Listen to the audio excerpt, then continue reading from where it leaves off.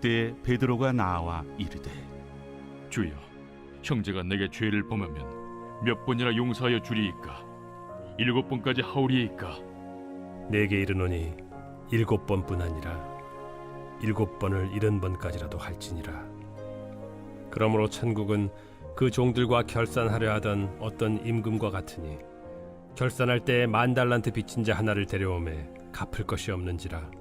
주인이 명하여 그 몸과 아내와 자식들과 모든 소유를 다 팔아 갚게 하라 하니 그 종이 엎드려 절하며 이르되 내게 참으소서, 다 갚으리이다 하거늘.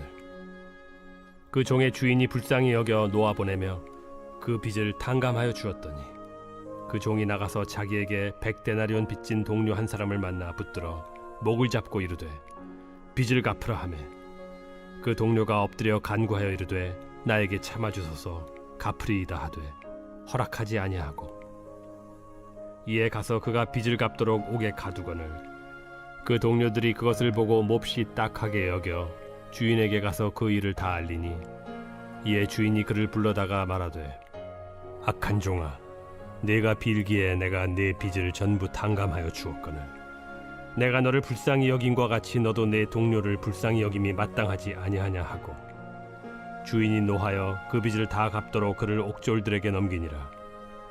너희가 각각 마음으로부터 형제를 용서하지 아니하면 나의 하늘 아버지께서도 너희에게 이와 같이 하시리라. 샬롬, 반갑습니다. 오늘도 큐티로 여는 기막힌 하루입니다. 오늘 나눈 말씀은 마태복음 18장 21절과 35절의 말씀으로 천국의 용서라는 제목의 말씀을 나누려고 합니다. 첫 번째로는 천국의 용서는 우리가 죄로부터 자유롭지 못하기에 용서해야 하는 것입니다. 21절과 22절, 그때 베드로가 나와 이르되 주여, 형제가 내게 죄를 범하면 몇 번이나 용서하여 주리이까? 7번까지 하오리까? 예수께서 이르시되 내게 이르노니 7번뿐 아니라 7번을 70번까지라도 할지니라 라고 합니다. 용서란 채권자로서 권리를 완전히 포기한다는 뜻입니다. 예수님 시대의 랍비들은 3번 용서하는 것으로 충분히 하다고 여기며 4번째는 용서하지 말라고 하였습니다. 베드로가 7이라는 수를 택한 것은 관대함과 자비를 나타내기 위해서뿐만 아니라 7이라는 숫자는 성경에서 완전함을 나타내기 위해 사용되었습니다. 누가복음 17장 4절에도 만일 하루에 7번이라도 내게 죄를 짓고 7번 내게 돌아와 내가 회개하노라 하거든 너는 용서하라 하시더라 라고 되어 있습니다. 그러나 베드로의 이런 질문에 예수님은 7번씩 70번 용서하라는 말이 나옵니다. 이것은 한 490번이라는 숫자가 나오는데요. 이건 숫자의 개념이 아닌 무한대의 용서를 의미하는 것입니다. 70번 7번은 창세기 4장 24절에 인용해서 비유한 건데요. 거기서 라멕은 감히 그를 공격하는 그 누구에라도 77배로 안 갚음하겠다고 아내들에게 교만하게 큰 소리를 칩니다. 용서는 복수의 반대말입니다. 예수님의 제자들은 자신들에게 거듭하여 해를 입힌 자에게 똑같이 대갚겠다는 지극히 인간적인 의지를 버려야 합니다. 예수님은 7번씩 70번, 즉 형제를 용서하는 것은 끝이 없다고 말씀을 하십니다. 그 이유는 우리가 모두 죄에서 벗어날 수 없는 사람이기 때문입니다. 우리는 100% 죄인이기에 죄에서 자유로울 사람은 아무도 없습니다. 죄에 대해 완전히 용서하는 법을 배워야 합니다. 우리들은 용서에 너무 인색한 사람들입니다. 10번 잘하다가도 한 번 잘못하면 하나를 보면 열을 알지라고 하면서 말을 합니다. 10년 전 들었던 섭섭한 말 한마디가 넘어가다가 걸린 생선가시처럼 걸려 있습니다. 하루에 7번은 고사하고 평생 한 번도 용서하지 못하는 사람들입니다. 내가 힘들게 용서했는데 상대방이 변하지 않더라도 끝까지 인내하고 용서해야 합니다. 7번씩 70번씩 7번 상대를 용서하기 위해서는 기도하면서 나야말로 용서가 필요한 대상인 것을 알게 됩니다. 그런 나를 용서하신 주님을 생각하면 우리는 누구도 용서하지 못할 사람이 없다는 것을 깨닫게 됩니다. 우리의 힘으로는 용서를 할 수 없습니다. 우리가 먼저 십자가의 은혜로 용서받은 죄인인 것을 깨닫고 날마다 말씀을 통해 그것을 기억할 때 주님의 사랑으로 용서할 수 있는 것입니다. 적용 질문으로는 잘못을 반복해서 하는 사람을 몇 번까지 용서할 수 있습니까? 두 번째는 용서받은 자가 용서할 수 있습니다. 23절과 34절의 말씀에는 비유가 나오는데요. 1만 달란트 빚진 자라는 사람의 비유가 나옵니다. 이 1만 달란트 빚진 자라는 사람이 나오는데요. 한 달란트는 약 6천 데나리온이 되는데요. 이 한 데나리온이 노동자의 하루 품삯입니다. 그러니 한 달란트는 노동자의 20년 품삯인 것입니다. 만 달란트는 노동자의 20만 년에 해당하는 품삯입니다. 당시 노동자 한 명의 최고가가 2천 데나리온인데 최고가라고 해도 가족 3,000명을 노래도 넘겨야 갚을 수 있는 거액입니다. 자신의 몸과 처와 자식들과 모든 소유를 다 팔아도 갚을 수 없는 빚인 것입니다. 인간의 힘으로는 이제 상황이 불가능한 금액을 말하고 있습니다. 1만 달란트를 빚졌다는 것은 사람의 힘으로는 도저히 갚을 수 없는 죄에 대한 무기력한 인간의 처지를 빗댄 것입니다. 빚진 종이 다 갚으려고 해도 허황된 약속을 하는 것은 그 순간을 모면하고 하려는 장담에 불과합니다. 그러므로도 하나님의 죄에 대한 우리의 불강력적인 처지를 불쌍히 여기시고 전적 은혜로 죄값을 탕감해 주셨습니다. 그런데 그 종은 자기에게 고작 100다니엘을 빚진 동료를 목을 잡고 빚을 갚으라고 그를 옥에 가둡니다. 그러니 주인에게 악한 종이라는 일컬음을 받습니다. 33절에 내가 너를 불쌍히 여긴과 같이 너도 내 동료를 불쌍히 여기 마땅치 아니하냐 라고 하는데요. 용서하지 않는 자를 하나님은 용서하지 않습니다.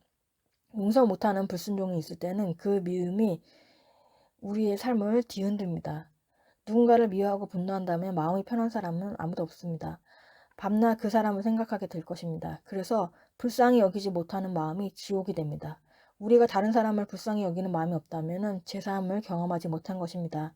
우리는 예수님의 십자가 지심으로 우리의 제사함의 은혜를 경험하고 만달란트라는 빚을 탕감받은 사람입니다. 그런데 나의 제사함의 은혜와 탕감받은 빚을 모른 채 100다니엘의 빚을 진 사람에게 빚을 갚으라고 옥에 가둡니다. 팀 켈러라는 사람이 있는데요. 진정한 용서에 대해서 그는 용서를 배우다의 책에 이렇게 언급하고 있습니다. 첫 번째로는 용서는 진실을 말하는 데서 시작해야 합니다. 단순히 양해하거나 적당히 은폐하는 것이 아니라 그의 잘못을 드러내야 합니다. 둘째는 내게 잘못한 사람을 불쌍히 여기는 것입니다.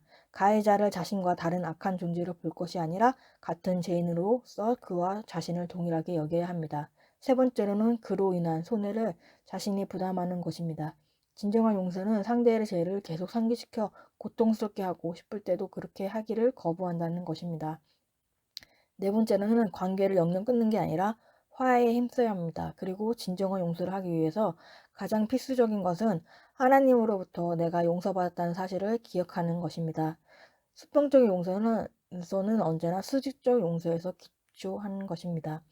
골로새서 3장 12절과 14절의 말씀이 있습니다. 그러므로 너희는 하나님의 택하사 거룩하고 사랑받는 자처럼 긍휼과 자비와 겸손과 온유와 오래 참음을 옷 입고 누구에게 불만이 있거든 서로 용납하여 피차 용서하되 주께서 너희를 용서하신 것 같이 너희도 용서하고 이 모든 것 위에 사랑을 더하라. 이는 온전하게 매는 띠니라. 용서받는 사람이 용서할 수 있습니다. 하나님의 구원과 용서를 경험한 사람이라면 누구도 용서하지 못할 사람은 없습니다. 십자가의 용서의 은혜가 필요합니다. 십자가의 보혈로 용서받은 인생인 것을 깨닫고 매일 내 죄를 고백하며 회개할 때 다른 사람을 용서할 수 있습니다. 적용 질문으로는 내가 만달란트를 탕감받았는데도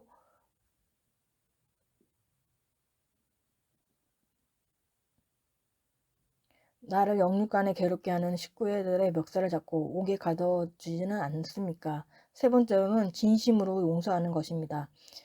35절에 너희가 각각 마음으로 형제를 용서하지 아니하면 나의 하늘 아버지께서도 너희에게 이와 같이 하시리라. 세 번역으로 보면 마음을 진심으로라는 표현을 하는데요. 진심으로 용서를 해야 됩니다. 진심으로 용서하는 것은 상대방과 상관없이 내 죄를 볼 때 가능한 것입니다. 김영재 목사님의 창세기 설교에 보면은 창세기 50장 15절과 21절은 요셉과 형들의 용서와 화해의 모습이 나옵니다. 섣부른 용서는 내가 편하기 위해 하는 용서는 섣부른 용서, 내가 편하기 위해서 하는 용서는 화해로 이어질 수 없습니다. 용서에도 과정이 있는데요. 하나님 입장에서는 요셉이나 형들이나 똑같은 죄인이지만 형들의 요셉의 부와 권력 앞에 작아진 가해자 입장이었고 요셉은 모든 것을 다 가진 피해자 입장이었습니다. 그러나 요셉은 비굴하게 용서를 구하는 형들을 보며 형들 역시 피해자이고 자신도 자기의 동생 베냐민을 편애한 가해자임을 깨달았습니다.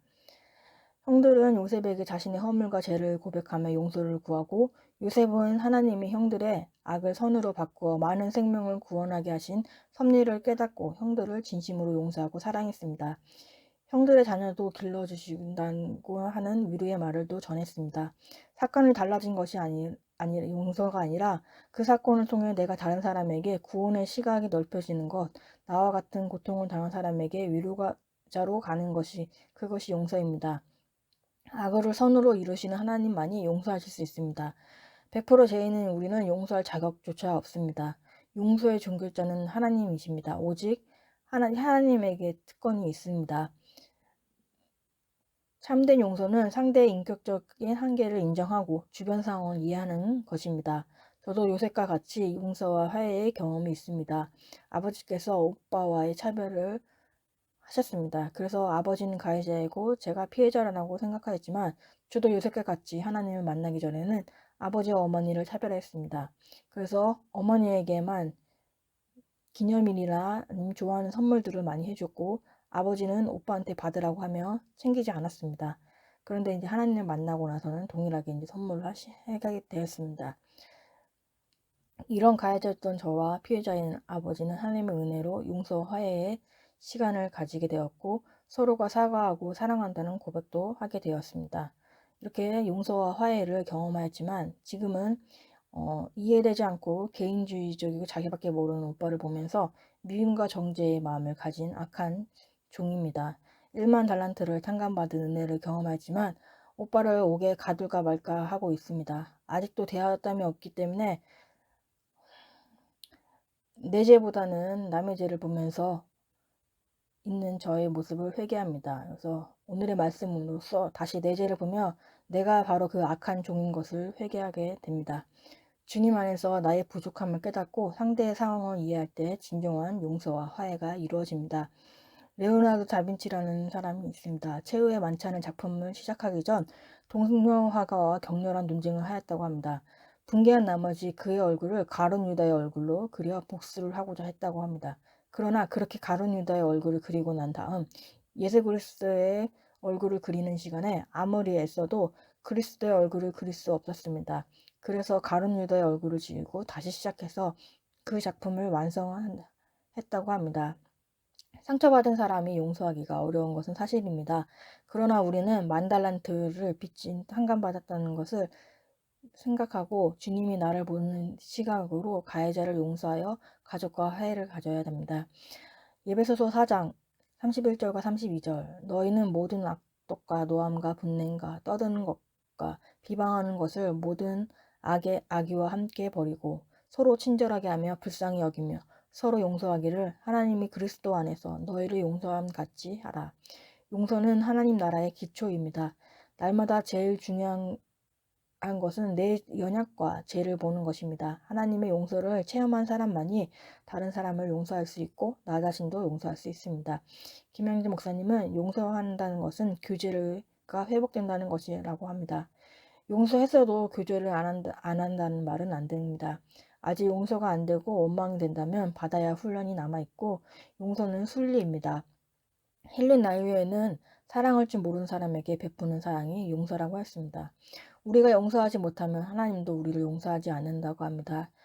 예수님은 너희가 형제를 용서하지 않는다면 하나님 아버지께서도 너희에게 이와 같이 하실 것이라는 말씀을 하십니다.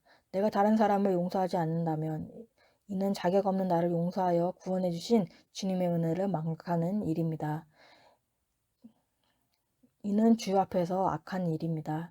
주의 은혜로 용서받은 나는 다른 사람을 용서하는 것이 마땅합니다. 적용 질문으로는 진심으로 용서하지 못하고 있습니까? 오늘 진심으로 용서해야 할 가족과 이웃은 누구입니까? 2월 23일 보석산자입니다. 성령의 역사가 있는 곳에 생명이 있습니다. 사랑하지 못하기에 늘 두려워하며 형벌의 삶을 살 수밖에 없습니다. 때마다 말씀을 전하며 예수 안에서 죽는 것도 아름다운 것은 천국에 소망이 있기 때문입니다. 다 같이 기도하겠습니다. 하나님 아버지 감사합니다. 오늘도 말씀을 허락해 해주셔서 감사합니다.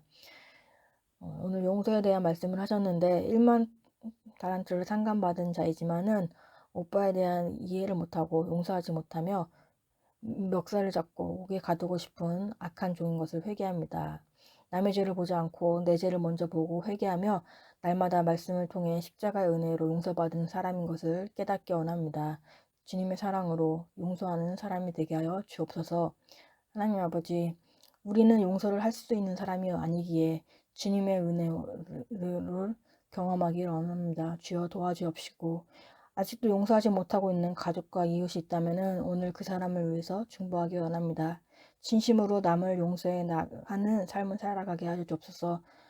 오늘도 주님이 주신 말씀으로 살아가게 하시고 주님의 은혜를 부어 주옵소서.